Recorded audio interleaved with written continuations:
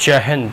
आइए हम जो है PSIR पॉलिटिकल साइंस और इंटरनेशनल रिलेशन का एक और क्वेश्चन समझने का प्रयास करेंगे। ठीक है, 1982 में UPSC CSE में पूछा गया है, ये P/Q है। ठीक है, ये देखो क्वेश्चन को हम आगे बढ़ने से पहले, इस क्वेश्चन को डिकोड करने से पहले, ये समझने से पहले हम थोड़ा एक ऐसे टर्म है जिस पर अंडरलाइन कर देता हूँ, ये नॉन अलाइनमेंट, ठीक है, मूवमेंट वाली ये जो टर्म है इसको हमने अंडरलाइन कर दिया। देखो हमारा जो है, अगर आप पॉलिटिकल साइंस के पेपर 2 अगर देखोगे, मतलब ऑप्शनल सब्जेक्ट का पेपर 2, तो उसमें नॉन अलाइनमेंट क्लियरली इंडिकेटेड है। और इस टॉपिक पे, इस पार्टिकुलर टॉपिक पे कई एक बार क्वेश्चन पूछे गए हैं और भविष्य में भी पूछे जाएंगे, इसकी भी हम गारंटी देते हैं।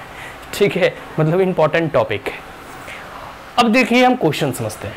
क्वेश्चन नंबर 1 है section B paper 2, the concept of peace zone. देखो कॉन्सेप्ट ऑफ पीस जोन भी है, इस पूरे के पूरे कॉन्सेप्ट ऑफ पीस जोन की यहाँ बात कही जा रही है, is inherent in the concept of non alignment. देखो जब गुट निरपेक्ष आंदोलन की जब बात छिड़ी, या फिर जब गुट निरपेक्ष आंदोलन जब छिड़ा, या गुट निरपेक्ष जैसी जो कॉन्सेप्ट या अवधारणा वैश्विक पटल के मंच पर आई, उस परिस्थिति में जब हम बात करते हैं पीस जोन की, तो वह नॉन अलाइनमेंट मूवमेंट की अगर कोई बात करता है या गुटनिरपेक्ष की बात करता है, तो वह पीस जोन की अवधारणा को फुलफिल करता है। कहने का मतलब है दोनों को साइनोनिम्स के तौर पे देखा जा सकता है, समानार्थी के तौर पर। जब हम पीस जोन की बात करते हैं, पीस जोन जैसे कॉन्सेप्ट या अवधारणा की बात करते हैं, तो ये अवधारणा या ऐसी कॉन्सेप्ट नॉन अलाइनमेंट मूवमेंट में स्वतः आ जाती है। देखो गुट निरपेक्ष का मतलब ही था कि शीत युद्ध के दौरान जब पूरी की पूरी दुनिया और देश दो हिस्सों में बटी हुई थी, तो उस वक्त दो जो खेमे थे, एक USA जिसे नाटो लीड कर रहा था, या नाटो जिसे US लीड कर रहा था, दूसरा वार्सा संधि के तहत USSR जो वर्तमान का रसिया है वो लीड कर रहा था। तो दो खेमे, एक थी लिबरल इकोनॉमी या फिर कह सकते हो डेमोक्रेटिक नेशन, और दूसरी थी कह सकते हो कम्युनिस्ट फॉर्म ऑफ आइडियोलॉजी और नेशन।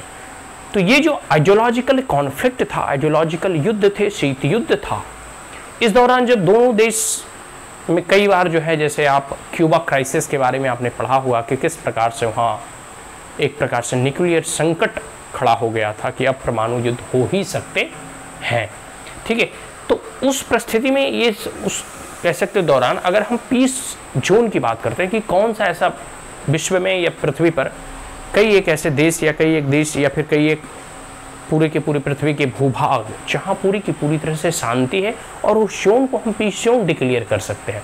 तो जैसे जैसे नए नए देश आज़ाद हो रहे थे, तो जैसे पाकिस्तान आज़ाद हुआ तो डायरेक्ट अमेरिका के खेमे में चला गया, लेकिन भारत जो है निष्पक्ष रहा कि नहीं, हम ना अमेरिका के साथ जाएंगे ना USSR के साथ जाएंगे, हम जो है स्वतंत्र रहेंगे और अपनी निर्णय हम स्वायत्तता और स्वतंत्रता और स्वच्छंदता के साथ लेंगे, बिना किसी के दबाव के, बिना किसी के प्रभाव के।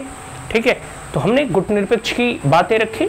तो गुट निरपेक्ष अपने आप में यहाँ एक पीस जोन क्रिएट करता है कि मतलब ना हम उसकी सेना को भारत में शरण देंगे, ना उसकी सेना को भारत एकदम, या फिर भारत या फिर जो देश जो है नॉन अलाइनमेंट मूवमेंट के सदस्य थे, वहाँ एक पीस जोन क्रिएट होगा, वहाँ एक शांति की स्थिति बहाल होगी। आगे है UN जनरल असेंबली रिजोल्यूशन 1971 के परिप्रेक्ष्य में ये प्रश्न पूछे गए हैं। और तो है कि in the light of this statement discuss the peace zone aspects of the politics of the Indian Ocean area. और यहाँ देखो भारतीय जो हिंद महासागर है, इस परिप्रेक्ष्य में पीस जोन की यहाँ बात कही जा रही है कि जैसे भारत के कई एक देश जो है, चाहे भारत हो गए, इंडियन ओशन के कई एक देश हो गया, ठीक है, इंडोनेशिया हो गया, मालदीव्स हो गए, श्रीलंका है, नेपाल है, तो ये खासकर नेपाल तो खैर हिमालयन नेशन है। ये जो इंडियन ओशन रीजन है, इस क्षेत्र में जो है पीस जोन कैसे क्रिएट होगा, या फिर पीस जोन की अवधारणा कैसे यहाँ लागू होती है, और किस प्रकार से नॉन अलाइनमेंट मूवमेंट या फिर गुटनिरपेक्ष जैसी अवधारणा और कॉन्सेप्ट जो है पीस जोन के कॉन्सेप्ट को फलीभूत करता है। तो आशा करता हूँ कि यह समझ में आ गया होगा। आपको एग्जामिन करने हैं किस परिप्रेक्ष्य में, इंडियन ओशन के परिप्रेक्ष्य में आपको दो जो है कंसर्न किससे लेने हैं, पीस जोन और नॉन अलाइनमेंट। ठीक है, आशा करता हूँ ये प्रश्न आपको समझ में होंगे, आ गए होंगे। और जब हम इसकी डिटेल आंसर राइटिंग करेंगे तो और डिटेल में लिखकर समझने का प्रयास करेंगे। यहाँ बस हम प्रश्नों को समझ रहे हैं कि आखिर प्रश्न कैसे पूछे जाते हैं, इसके उत्तर हम लिखने का अभ्यास कैसे कर सकते हैं। So that's all, thank you, have a great day.